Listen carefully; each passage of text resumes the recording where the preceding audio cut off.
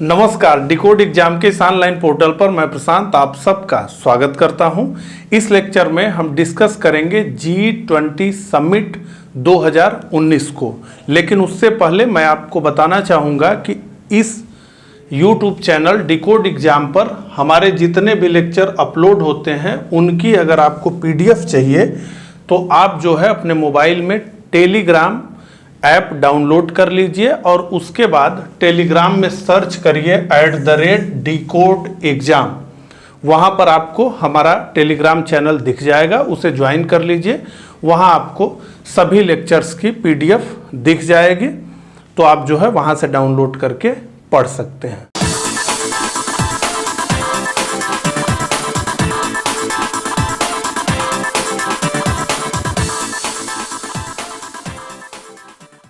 तो चलिए इन्हीं सब बातों के साथ आज के इस लेक्चर की शुरुआत करते हैं, ठीक है।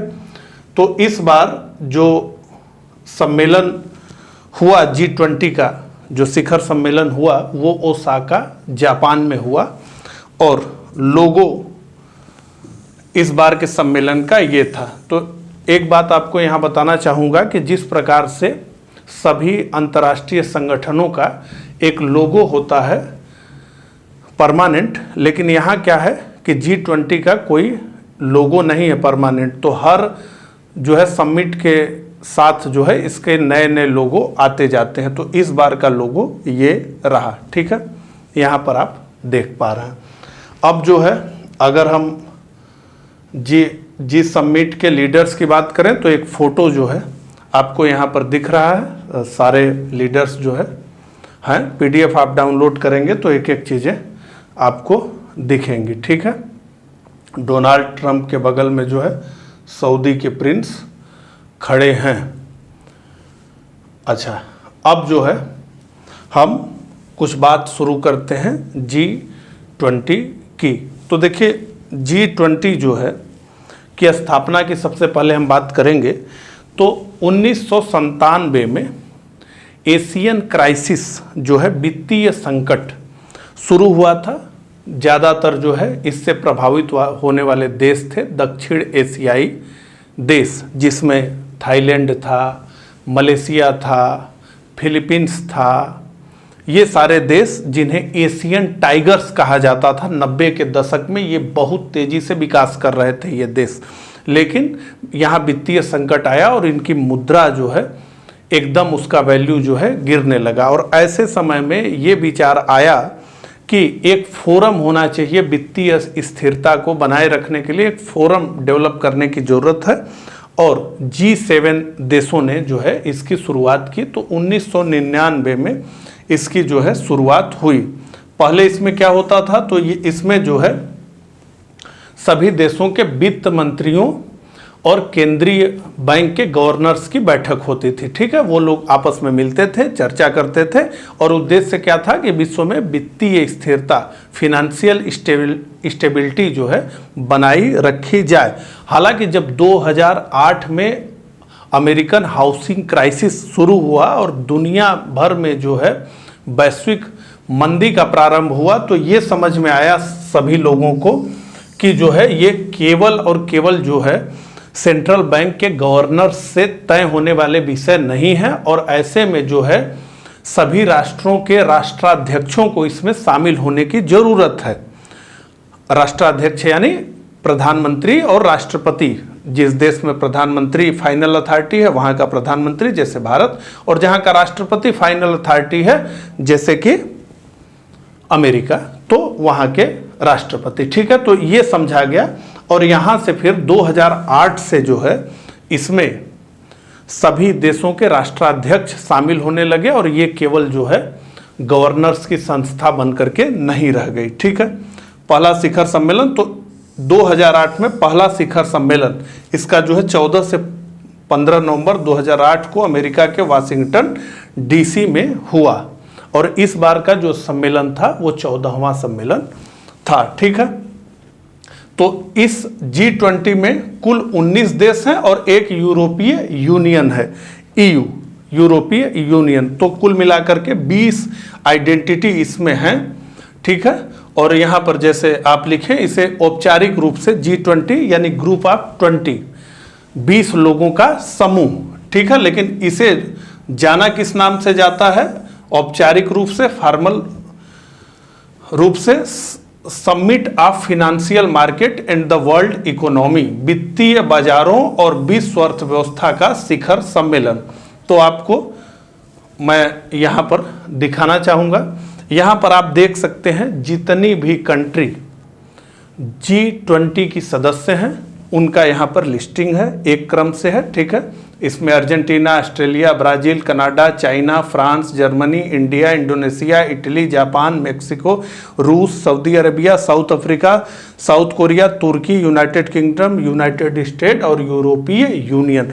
अब देखिए ये जो है विकिपीडिया से लिया गया है और बहुत ही अच्छा रेफरेंस के आपके लिए ये काम करेगा। तो इसमें क्या क्या बताया गया है, ये जो आप देख रहे हैं चित्र, तो इसमें जो है मेंबर्स कंट्री के नाम आपको मिल जाएंगे, उनकी नॉमिनल जीडीपी क्या है, पीपीपी यानी परचेसिंग पावर पैरिटी के हिसाब से जीडीपी क्या है, उसके बाद उस देश का जो है ह्यूमन डेवलपमेंट इंडेक्स में रैंक क्या है, उसके बाद पॉपुलेशन उस देश में कितनी है, जनसंख्या उस देश में कितनी है, उसके अलावा सबसे महत्वपूर्ण कि जो है वो देश किन किन ग्रुप्स में हैं, जैसे P5 यानी परमानेंट 5, संयुक्त राष्ट्र के 5 अस्थायी सदस्य। अब ऐसे अगर आप देखेंगे तो यहाँ चाइना पर आइए, तो यहाँ क्या लिख रहा है, ये देखिए, इसको देखिए, जिसमें ऐसे गुड़े का निशान है उसका मतलब है कि वो कंट्री उस समूह में नहीं आती है। तो यहाँ देखिए फ्रांस और चाइना आपको देख रहा है, ये P5 में है यानी परमानेंट 5 में। उसके बाद आप देखेंगे यूनाइटेड किंगडम और यूनाइटेड स्टेट P5 में, ठीक है, और रसिया P5 में। उसी प्रकार से G4 में कौन कौन से देश हैं, तो G4 में जो है ब्राजील आपको दिख रहा है, उसके अलावा इंडिया आपको दिख रहा है, उसके अलावा जापान आपको दिख रहा है, ठीक है। तो ये G4 क्या है, G4 को भी जान लीजिए, संयुक्त राष्ट्र संघ में के अंदर जो है परमानेंट सीट की जो देश मांग कर रहे हैं उनके समूह को G4 कहते हैं, ठीक है। तो ये G4, फिर G7, तो G20 के सदस्य और किन किन समूहों के सदस्य हैं उसका ब्रिक्स का देख लीजिए, पूरा जो है ब्राजील, रसिया, इंडिया, चाइना, साउथ अफ्रीका पूरा मिला लीजिएगा। फिर OECD और उसके अलावा जो है IMF इकोनॉमिक क्लासिफिकेशन में कौन सा देश की स्थिति क्या है, क्या वो डेवलप्ड है, एडवांस है, इमर्जिंग है, ये सारा लिस्टिंग जो है यहाँ पर दिया हुआ है, ठीक है। इमर्जिंग और डेवलपिंग, ये देखिए सऊदी अरबिया। तो बहुत सुंदर जो है ये चार्ट है। अगर इसमें बहुत अच्छे से समझ ना आए तो आप PDF डाउनलोड कर लेंगे तो आपको एक एक बातें क्लियर हो जाएंगी, ठीक है। अब आगे बढ़ते हैं। अब जो है मैप पर हम देख लेते हैं। तो देखिए ये है G20, ठीक है, सारे देशों के नाम लिखे हुए हैं। इस कलर में ये जो आप देख रहे हैं, इस कलर में जो है वो गेस्ट देश हैं, ठीक है। ये इस बार के समिट का मैप नहीं है, पिछले समिट का मैप है, इसलिए कंफ्यूज ना हो। इस कलर में जो भी चीज़ें लिखी हैं उनको आपको देखना नहीं है। ऐसा होता है कि हर G20 समिट में कुछ गेस्ट के रूप में कुछ कंट्री के राष्ट्राध्यक्षों को निमंत्रण दिया जाता है, वो गेस्ट के रूप में आते हैं, वो मेंबर नहीं होते हैं। उसकी भी बात हम आगे लेक्चर में करेंगे, ठीक है। तो इस कलर में जो है जितने भी हैं उनको हटा दीजिए, ये गेस्ट के रूप में शामिल हुए हैं। ये पीछे का है, मतलब जो है इस बार का के समिट का नहीं है, इसमें आपको अलग अलग तो गेस्ट। बाकी जो इस कलर में पूरा है वो आप देखें तो ये जो है G20 के मेंबर है। देखिए यहाँ पर लिखा हुआ है गेस्ट कंट्री और कंट्रीज प्लस EU भी इसका मेंबर है, जैसा कि हम जानते हैं। तो यहाँ पर आपको दिया गया है, ठीक है ना। तो ये मैप आपके बहुत काम आएगा। अब आप देख लीजिए जो है कितना बड़ा क्षेत्रफल लेकर के G20 जो है बैठा हुआ है। इस पे हम फिर आएंगे। यहाँ पर जो है जितने लीडर्स शामिल हुए उनका आप इमेज देख सकते हैं, ठीक है। तो कुल 20 यूरोपीय यूनियन से जो है डोनाल्ड टस्क आए, प्रेसिडेंट ऑफ द यूरोपीय यूनियन। यहाँ पर आप देख सकते हैं बाकी सारे कंट्री से जो है कौन कौन गया। यूनाइटेड स्टेट से डोनाल्ड ट्रंप आए, जापान से शिंजो आबे आप देख रहे हैं, जस्टिन ट्रूडो कनाडा के यंग जो है राष्ट्रपति, और अपने जो है प्यारे प्रधानमंत्री नरेंद्र दामोदर दास मोदी जी यहाँ आपको दिख रहे हैं। तो ये सारे सदस्य हैं, सदस्य देशों के राष्ट्राध्यक्ष हैं। अब आगे बढ़िए, यहाँ पर आप देख सकते हैं जो देश अतिथि के रूप में, गेस्ट के रूप में आमंत्रित किए गए हैं उनका फोटो था। वही मैप में मैं आपको समझाने का प्रयास कर रहा था कि काफ़ी लोग जो है गेस्ट के रूप में आते हैं। तो आप देख लीजिए, Chile, Egypt, Netherland, Senegal, Singapore, Spain, Thailand और वियतनाम के राष्ट्राध्यक्षों को गेस्ट के रूप में बुलाया गया था। उसके अलावा जो है काफ़ी इंटरनेशनल ऑर्गेनाइजेशन से भी G20 में गेस्ट बुलाए जाते हैं। तो इस बार जो लोग बुलाए गए थे उनको आप देख सकते हैं। तो एशियन डेवलपमेंट बैंक के प्रेसिडेंट आए, फिनेंशियल स्टेबिलिटी बोर्ड के जो है आए, IMF से जो है क्रिस्टीन लगार्ड आई, जो है इंटरनेशनल लेबर ऑर्गेनाइजेशन से Organization for Economic Cooperation and Development OECD, उसके बाद यूनाइटेड नेशन से World Bank, World Health Organization WHO और वर्ल्ड ट्रेड ऑर्गेनाइजेशन WTO, ये लोग जो है अतिथि के रूप में आए। इससे आप एक बात समझ सकते हैं कि UN के बाद, संयुक्त राष्ट्र के बाद जो है एक बहुत बड़े संगठन के रूप में जो है G20 उभरा है। ठीक है, तो अब जो है हम फिर से आ जाते हैं। तो इसमें जो है इसका देखिए, इसका जो उद्देश्य है उसको समझ लें, उसके बाद आगे हम बात करें। तो इसका प्रमुख उद्देश्य क्या है? अर्थव्यवस्था से संबंधित मुद्दों को सुलझाना। किसका प्रमुख उद्देश्य? तो G20 का प्रमुख उद्देश्य है अर्थव्यवस्था से जुड़ी हुई समस्याओं को सुलझाना। किंतु वर्तमान में इसका उद्देश्य हो गया है काफ़ी, अब ये बहुत बड़ा हो गया। जैसा कि मैंने बताया कि इसका प्रभाव बहुत बड़ा हो गया है, तो अब केवल वो किसी एक स्पेक्ट्रम में जो है डील नहीं कर रहा है G20। अब जो है लगभग हर विषय जो है इसमें आ गया है, रोजगार से लेकर जलवायु परिवर्तन तक सभी विषय इसमें देखे जा सकते हैं। तो इसके थीम के बारे में हम बात करेंगे।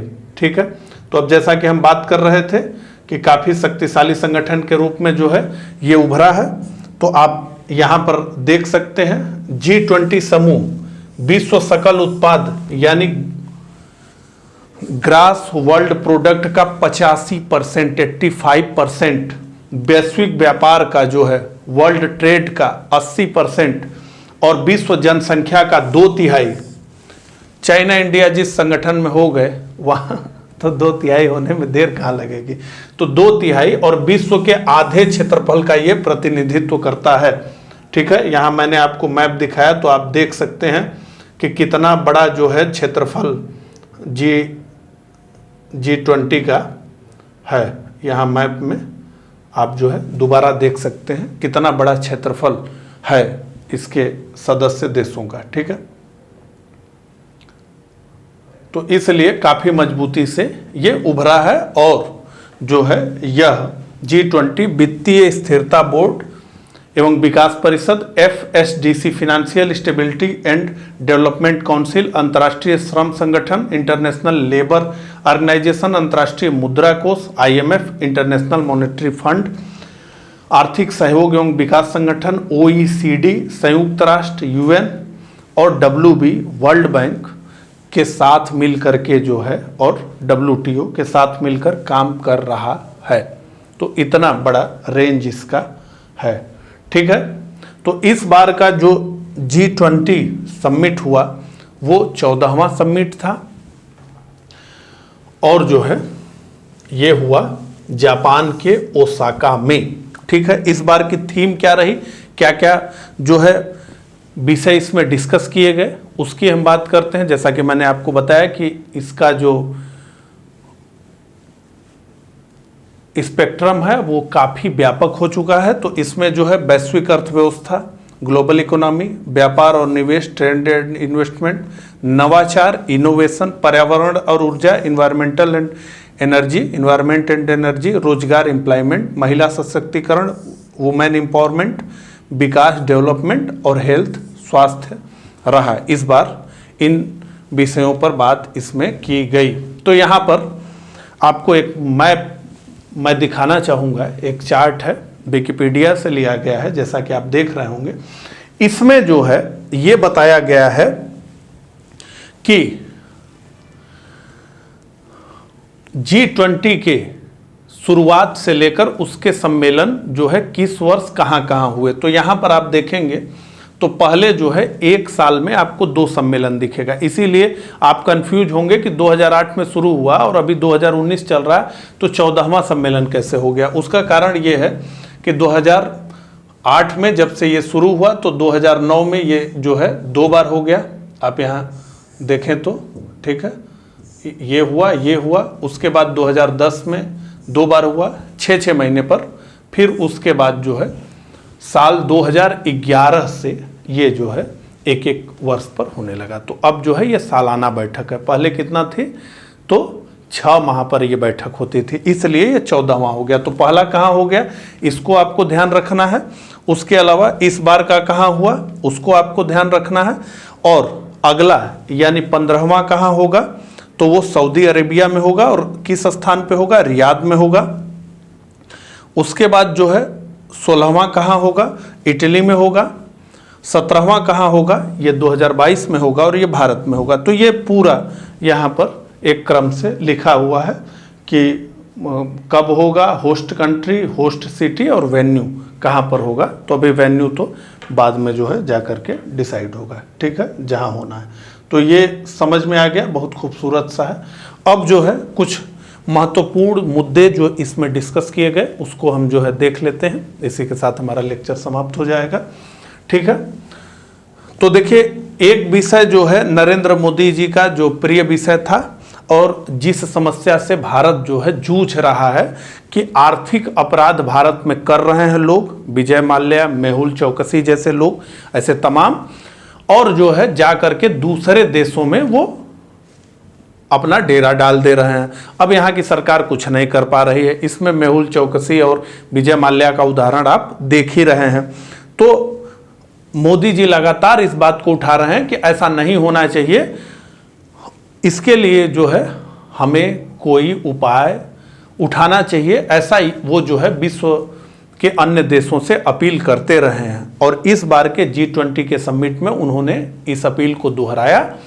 तो वहाँ पर जो है एक राय ये बनी कि G20 जो देश हैं वो किसी भी दूसरे देश के आर्थिक अपराधी को जो भगौड़ा है, जो गबन घोटाला करके भाग गया है, उसको शरण देने का काम नहीं करेंगे। और उसके अलावा जो है उसका जो चोरी करके जो अवैध धन वो कमाया है उसे अगर जब्त करना हो तो उसमें भी वो जो है मदद करेंगे।